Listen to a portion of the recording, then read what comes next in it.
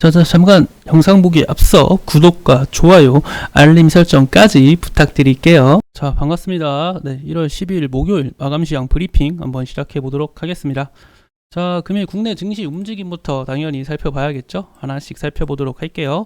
자, 금일 국내 증시 같은 경우는 코스피 같은 경우 상승 종목 490개, 하락 종목 365개, 코스닥은 상승 종목 690개, 하락 종목 726개로 형성되었습니다.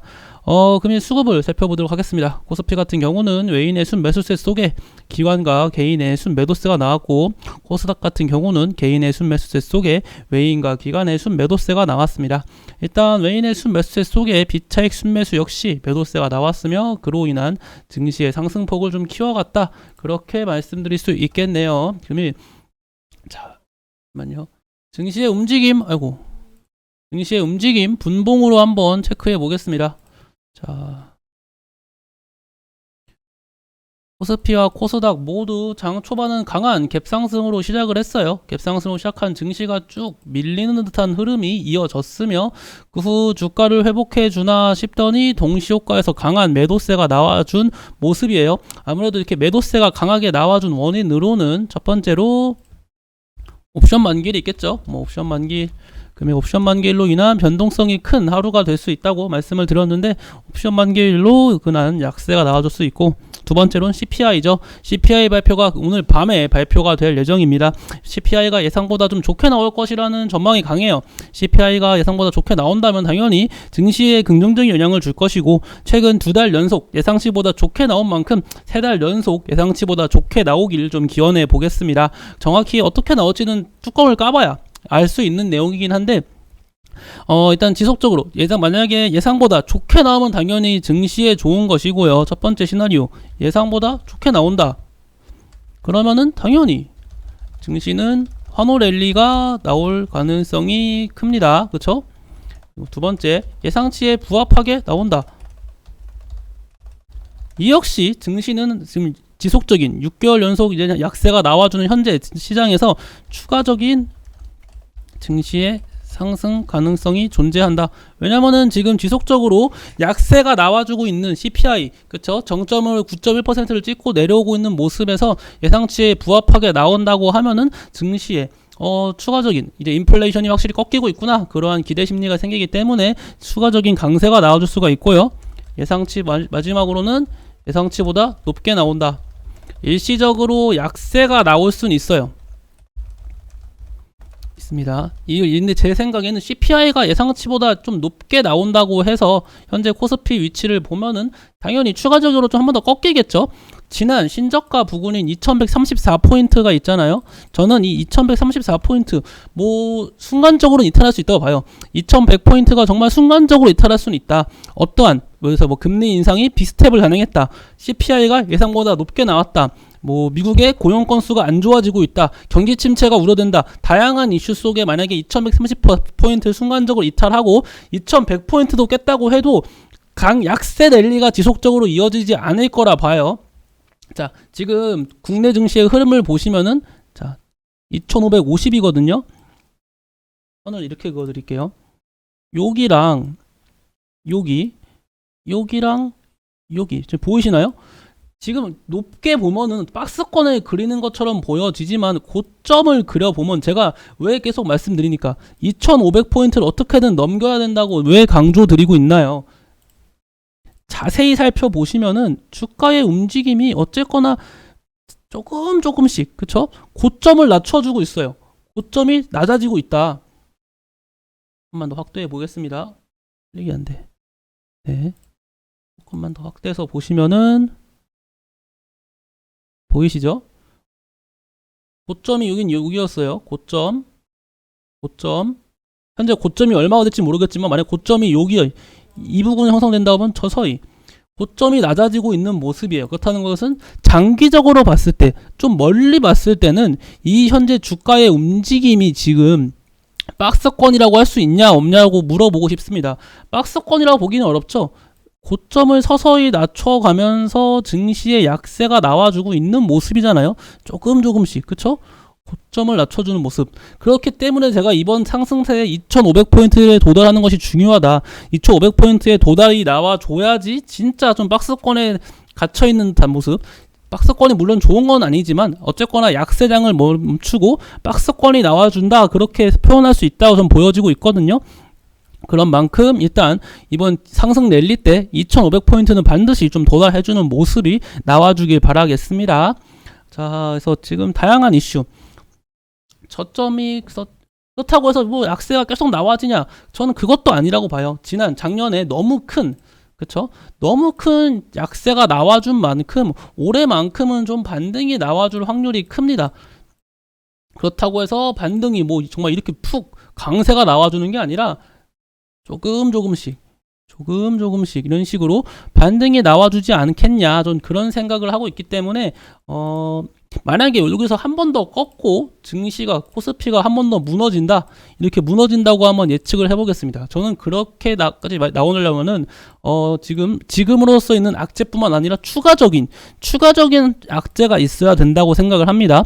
정말 만약에 러시아가 우크라이나한테 핵을 쏜다던가, 두 번째는 중국이 대만한테 무력 공격을 가한다던가, 이런 식으로 정말 시장에 없던 이슈가 새롭게 부각되면서 약세가 나와주는 것이 아니고서는 약세 랠리가 이어질 가능성은 적다라는 것, 제 생각 먼저 말씀드리도록 하겠습니다.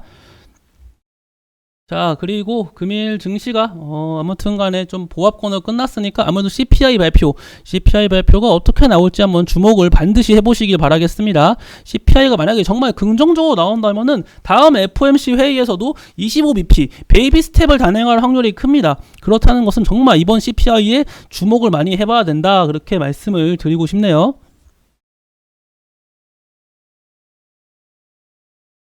자, 그리고 그러면 어떠한 이슈가 있었는지 하나씩 살펴보도록 하겠습니다. 자, 전세 보증 중단될까나 뭐 이런 식의 얘기가 나오고 있죠. 뭐 야당에서 HUG 보증 한도 상향 법의안을 발동한다. 저도 뭐 이거 주택도시보증공사에서 뭐 보증금 대리지급이 늘어가지고 뭐 한도가 좀 늘 것 같다, 이런 얘기가 나와주고 있거든요. 자, 그래서 이러한 얘기, 전세 관련 얘기가 나와준다고 하면 딱 종목은 하나만 보면 돼요. 하나. 다른 거 볼 필요가 하나도 없습니다. 리파인이라는 종목이 있는데, 뭐 전세 사기, 그때 최근에 뭐 빌라왕, 그 기억하시나요? 전세왕, 그 사람 자살했잖아요. 그 사람 얘기가 나와줄 때도 이 리파인이 강세가 나와줬습니다. 리파인이라는 종목만 살펴보시면 된다. 뭐 최근 거래 대금이 많이 터지긴 했죠. 아무래도 전세 관련 얘기가 좀 자주 나와주고 있다 보니까 강세가 많이 나와줬는데, 전세 관련 무슨 이슈가 있다, 이런 얘기가 나와주면은 반드시 이 리파인이라는 종목을 가장 먼저 떠올리시기 바라겠습니다. 가장 먼저 부각받을 종목이에요. 그리고 벤츠 미국에서 자율주행 레벨 3 첫 인증이 예정되어 있다. 뭐 자율주행 얘기가 나와주고 있고, 또 이게 벤츠나 이 BMW 같이 이런 완성차 업체를 고객사로 보유하고 있는 종목이 하나 있습니다. 뭐냐면은 모바일 어플라이언스라는 종목이고, 금일 윗꼬리가 좀 길게 달렸네요. 61선을 돌파해주지 못하고 윗꼬리가 길게 달렸다는 것. 자, 그렇다는 이유가 뭘까요? 역시나 적자 전환이겠죠. 제가 이거를 보지 않았어요. 왜 적자 전환이라고 예측을 했냐면은 61선은 기본적으로 보통 사람마다 부르는 게 다르긴 하지만 일반적으로 수급선이라고 많이 불립니다. 왜 수급선일까요? 60일이면은 곧 3달이죠. 3달. 그쵸? 왜 2달 아닌가 하면은 거래일만 따졌을 때 60일이면 3달이에요. 그래서 이 3달이면 한 분기가 되겠죠. 분기가 되면 또 분기 실적이 나오잖아요. 이 분기 실적, 외인이나 기관 투자자들은 보통 이 기본적으로 실적을 기반으로 매매를 자주 진행하다 보니까 과거부터 이 61선 하방으로 존재한다는 것은 실적이 좀 안 좋구나. 그래서 61선을 하방에 존재하고 있을 때 61선을 상방 돌파해준다는 것 자체가 이제는 실적이 많이 좋아질 가능성이 크다, 그렇게 보여지고 있는데, 모바일 어플라이언스라는 종목은 현재 실적이 썩 좋지 않고, 그러다 보니까 61선을 돌파해주지 못한 상황이다, 뭐 이런 얘기가 있는 것 같습니다. 네, 일단 이렇게 한번 알아두시고요. 자, GTX 비민자 구간 협상 대상에서 대우건설이 컨소시엄으로 지정이 되었다라는 얘기가 있네요. 그래서 대우건설 한번 체크를 해 보시고요. GTX 관련 종목은 참 많죠. GTX 뭐 무슨 건설 관련주는 거의 다 GTX로 엮이고, 뭐 심지어 우크라이나 재건 관련주에서도 GTX 관련주로 묶이는 종목도 있고요. 그러다 보니까 이 GTX 관련 얘기가 나와주면은 상승 랠리가 나와주다가도 다소 이렇게 밀리는 경우가 많아요. 다양한 테마를 보유하고 있는 종목들이 많고, 이 GTX가 지금 B, A, B, C 다양하잖아요. 윤석열 정부가 지금 지속적으로 GTX를 빨리 최대한 빠르게 진행하려고 노력하고 있다 보니 추가적인 강세가 나와줄 수는 있어도 현재 GTX에 대해서 직접적인 수혜를 받고 장대 양봉이 계속해서 나와주는 종목은 좀 드물다, 거의 없다라고 말씀드리고 싶습니다. GTX 단독 이슈로만으로는 상승 랠리가 이어지기 쉽지 않다라는 점 기억해 주셨으면 좋겠습니다. 자, 그리고 뭐 SAMG 엔터 반짝반짝 캐치 티니핑 뭐 중국 최대 키드 TV 채널에서 시청률 1위라고 합니다. 뭐 SAMG 엔터 신규 상장주였는데 그래서 좀 잘 가고 있죠. 이 같은 소식에 5일 평균선을 한 번도 이탈 안 하고 우상향 관점이 이어지고 있습니다. 이러한 종목들 다소 위험할 수가 있습니다. 죄송해요. 코가 간지러워서. 자, 그래서 SAMG 엔터는 이와 같이 신규 상장 이후에 지속적인 우상향 관점이 나와주고 있는 종목, 어떤 종목이 있었죠? 기억하시나요? 자, 이거죠. 성일하이텍. 성일하이텍도 대표적인 폐배터리 관련주로서 상장 이후에 지속적인 강세가 나와준 종목입니다. 하지만 이러한 종목 위험이 너무 크죠. 주가가 위로 지속적으로 강세가 나와줄 수는 있어도 언제든지 빠질 수가 있다. 이러한 종목들은 좀 리스크가 크다는 거 기억해 주시면 좋겠습니다. 신규 상장주는 제가 뭐라고 했죠? 최소 한 달은 보셔야 되고, 한 달을 봤는데도 지속적으로 이렇게 신고가 랠리를 계속하고 있다는 것은 언제든지 쭉 빠질 수가 있습니다. 그렇기 때문에 웬만하면 이런 종목은 따라서 추격 매수 안 하시는 게 가장 안전한 방법이에요. 자, 다음으로는 카카오 사태 막는다. 온라인 플랫폼 독과점 심사 지침 제정. 카카오 사태 이런 얘기가 항상 나와주면은 가장 먼저 봐야 될 종목, 이 디지털 플랫폼 관련주를 체크를 해봐셔야 돼요. 그러면은 좀 증시의 약세와 함께 조정과 함께 좀 약세가 이어졌는데, 이 디지털 플랫폼 관련주들이 대표적인 종목입니다. 뭐 모아 데이터라든지 뭐 줌 인터넷, 데이터 솔루션 이러한 종목들이 카카오 사태, 온라인 플랫폼 독과점 얘기와 함께 강세가 나와주는 종목이고, 모아데이터 같은 경우는 과거 무상증자 이슈로 인한 강세가 크게 나와줬던 종목입니다. 그러다 보니 이런 디지털 플랫폼 관련 이슈가 나와줘도 상승세는 다소 제한적일 수밖에 없습니다. 이미 대시세가 한번 나온 종목이고, 저는 대시세가 한번 나온 종목은 확실한 상승 모멘텀이 나와주지 않는 한은 매수를 잘 하지 않아요. 큰 폭의 상승세가 나와준 종목이기 때문이죠. 뭐처럼요? 노터스처럼요. 또 뭐가 있죠? 공구 우먼이 있었죠. 그리고 또 조광 ILI, 이러한 종목들이 있었습니다. 대시세가 나온 종목은 그 뒤로 쭉 약세 랠리가 이어진다. 그러한 점 알고 계셨으면 좋겠습니다. 엄청나게 큰 대시세가 나왔죠. 이 노터스도 진짜. 자, 그리고 이거 칭다오 인근에서 유조선이 폭발됐다는 얘기가 있습니다. 제가 이거에 대해서 한 번 더 뉴스를 찾아보겠습니다. 대형 언론사에서 다뤄주지 않은 얘기라서 이게 가짜일 수도 있거든요.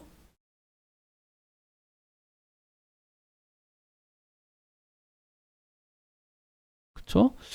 일단은 네, 아직까지도 그 대형 언론사에서 다뤄지고 있진 않습니다. 이 칭다오 유조선이 폭발됐다, 뭐 한국 서해로 기름 유출이 우려되고 있다, 이런 얘기가 있는데 팩트 체크가 아직 확실하게 되지 않았어요.